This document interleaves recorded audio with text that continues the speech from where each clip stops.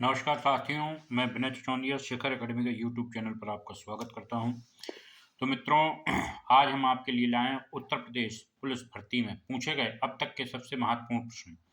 इन प्रश्नों के ऊपर हम लोग चर्चा करेंगे और देखेंगे कि कौन-कौन से प्रश्न ऐसे हैं जो हमें आते हैं और कौन से ऐसे हैं जो हमें नहीं आते हैं।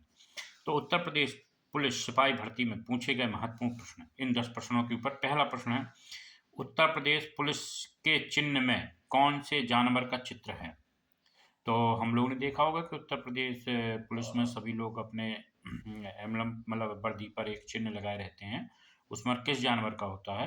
तो इसका जो सही उत्तर है वो है मछली। उत्तर प्रदेश पुलिस में आधिकारिक ध्वज में 2 रंग होते हैं, एक तो लाल और दूसरा कौन-सा होता है? सबको पता है, जो उत्तर प्रदेश पुलिस की पट्टी होती है वो 2 रंग की होती है, एक लाल और दूसरी नीले रंग की। अगला है प्रश्न मित्रों, इम्फाल किस भारतीय राज्य की राजधानी है? तो राजधानियां भी इसमें सिलेबस में आपके दी हैं, पूछा जाएगा कि इम्फाल किस भारतीय राज्य की राजधानी है? कुछ भी पूछ सकता है, इम्फाल पूछा है यहाँ पर तो सबको पता है इम्फाल कहाँ की है, मणिपुर की। भारत निम्नलिखित में से कौन सा शहर भारत में निम्नलिखित में से कौन सा शहर कर्क रेखा से सबसे दूर है? अब देखिए प्रश्न बदल दिया है, कर्क रेखा से सबसे दूर है, ना कि पास। कौन सा शहर कर्क रेखा से सबसे दूर है? गांधीनगर, रांची, अगरतला, भुवनेश्वर। प्रश्न का उत्तर सोच लीजिए कि गांधीनगर है, रांची है, अगरतला कि भुवनेश्वर। किससे? कर्क रेखा से दूर शहर। तो कर्क रेखा से जो दूर शहर है वो ये, ठीक। तो कर्क रेखा किन राज्यों से होकर गुजरती है, ये सब आपको बताना पड़ेगा। अपने कमेंट बॉक्स में अगर आपको आता है तो लिख सकते हैं, बता सकते हैं। अगला है 5वां प्रश्न कि जब महात्मा गांधी को रेलगाड़ी से जबरन उतारा गया था, तब वे दक्षिण अफ्रीका में कहाँ जा रहे थे? आपको यह घटना याद होगी क्योंकि इस घटना की चर्चा हम लोग जब भी गांधी जी के बारे में अध्ययन करते हैं तो ज़रूर होता है कि गांधी जी को जब रेलगाड़ी से अंग्रेजों ने उतार दिया था ब्लैक पीपल कह के, तभी से उन्होंने वहाँ पर सत्याग्रह प्रारंभ किया था और दक्षिण अफ्रीका को आज़ादी दिलाने का प्रयत्न किया था। तो कहाँ जा रहे थे? जब महात्मा गांधी को रेलगाड़ी से जबरन उतारा गया था, तब वे दक्षिण अफ्रीका से कहाँ जा रहे थे? तो वो जा रहे थे प्रिटोरिया। अगला प्रश्न, घोड़ों के पैरों को किस रूप में सजाया जाता है? हम लोग देखते हैं कि जब किसी भी फोर्स या आर्मी या पुलिस किसी में भी बीएसए में जब हम लोग घोड़ों को देखते हैं तो उनके पैरों पे कुछ सजावट होती है, कपड़े पहने होते हैं, तो उन्हें किस रूप में सजाया जाता है? तो ये 4 ऑप्शन है, काशीदाकारी मतलब काशीदाकारी युक्त वस्त्र, कमलकारी युक्त वस्त्र, पुनाई-बोल वस्त्र या चमकीले वस्त्र।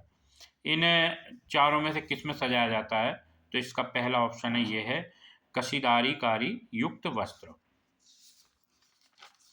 देखिए मित्रों, ये 6 प्रश्न हो गए और ये 6 प्रश्न आपको एक छोड़ दिए जाए, ये इम्फाल मणिपुर, तो ये अलग अलग टाइप के आपको पुलिस भर्ती से रिलेटेड ही प्रश्न मिले।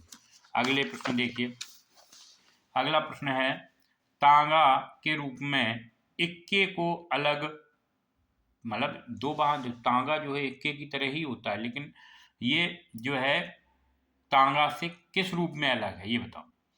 आपको बताना है कि तांगा से किस हल्का होता है, तांगा से कि भारी होता है, कि तांगा से बड़ा होता है।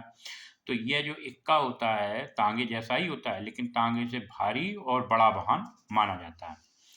अगला प्रश्न तो कौन सा है इसमें? पहला वाला। अगला प्रश्न, परिवहन के साधन का इस्तेमाल किसके अनुरूप किया जाता है? परिवहन के साधन का इस्तेमाल किसके अनुरूप किया जाता है? सामाजिक प्रतिष्ठा के अनुरूप, पारिवारिक रहन सहन, आर्थिक स्थिति या मूलभूत आवश्यकता। तो बताइए, सामाजिक प्रतिष्ठा, पारिवारिक रहन सहन, आर्थिक स्थिति या मूलभूत आवश्यकता। तो कई लोग इसमें कहेंगे सर पारिवारिक रहन सहन या आर्थिक स्थिति या सामाजिक प्रतिष्ठा या मूलभूत आवश्यकता।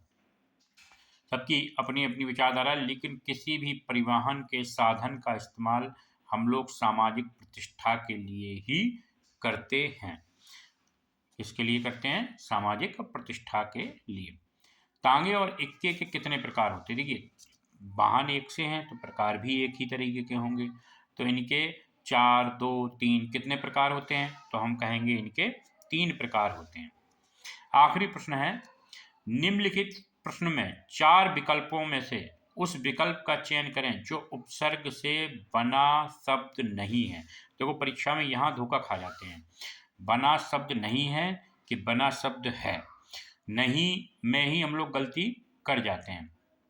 अब उपसर्ग और प्रत्यय हिंदी में आपने पढ़े ही होंगे, उनका रिवीजन मान लो, क्योंकि उसमें सिलेबस में भी आपके उपसर्ग और प्रत्यय है। अगर देखिए, अब ये ऐसे वीडियो तो आपको प्रतिदिन मिलेंगे ही, 2-4 क्योंकि ये जो क्रम है ये प्रतिदिन का बना रहेगा, 1-2 वीडियो तो मिनिमम डलने ही डलने हैं, लेकिन ये कंटिन्यू या निरंतरता 2 तारीख के बाद हो पाएगा, अभी नहीं। तो अब देखिए इसमें कह रहा है कि इसमें उपसर्ग से कौन सा नहीं है। पुनर्जन्म में कौन सा जन्म है, इसके पहले पुनर् लगा है। कुधर्म में कु लगा है धर्म में। आजीवन में आ लगा है जीवन में। तो उपसर्ग क्या होता है? जो आगे लगा हो, पीछे ना लगा हो। अब देखिए दिखावा, इसमें दिख में पीछे आवा लगा है, तो पीछे लगा है वो प्रत्यय है। तो इन तीनों में जो है उपसर्ग है और इसमें क्या है? प्रत्यय है। तो ये हो गए आपके प्रश्न। अगर आपको वीडियो अच्छा लगा हो मित्रों तो इसको दोस्तों के साथ शेयर करो, आगे भेजो, फॉरवर्ड करो, लाइक करो, सब्सक्राइब करो। जय हिंद, जय भारत।